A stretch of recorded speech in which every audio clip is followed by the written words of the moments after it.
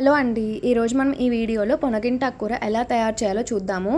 దీనికి మనం ఫస్ట్ ఒక రెండు కట్టలు పొనగింటాకు తీసుకొని వాటిని వీడియోలో చూపిస్తున్నట్టు చిన్న చిన్నగా కట్ చేసుకొని నీట్గా కడుక్కోవాలి.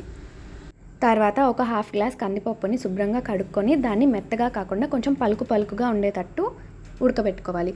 మనం కందిపప్పు అయినా తీసుకోవచ్చు, లేకుంటే పెసరపప్పు అయినా తీసుకోవచ్చు.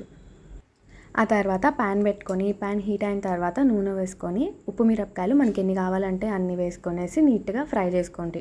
తర్వాత అదే ప్యాన్లో మినపప్పు వడియాలు కూడా వేసి మంచిగా ఫ్రై చేసుకోండి.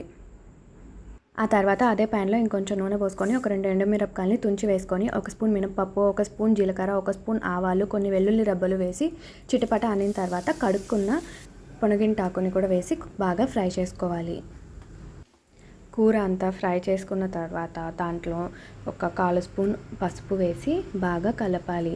తర్వాత మనకి రుచికి సరిపడా ఉప్పు కూడా వేసుకొని నీట్గా ఫ్రై చేసుకోండి. కూర సగం వరకు ఫ్రై అయిన తర్వాత మనం దాంట్లో ఇందాక ఉడకబెట్టుకున్న కందిపప్పు ఉంది కదా, కందిపప్పు అయినా పెసరపప్పు అయినా తీసుకొని దీంట్లో వేసి నీట్గా కలుపుకోండి.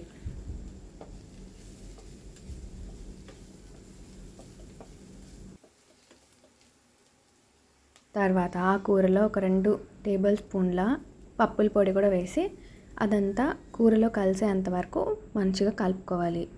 ఇందాక మనం వేయించుకున్న మినపప్పు వడియాలు ఉన్నాయి కదా, అవి కూడా తీసి దీంట్లో వేసి బాగా కూరలో కలిసిపోయేంత వరకు నీట్గా ఫ్రై చేయండి.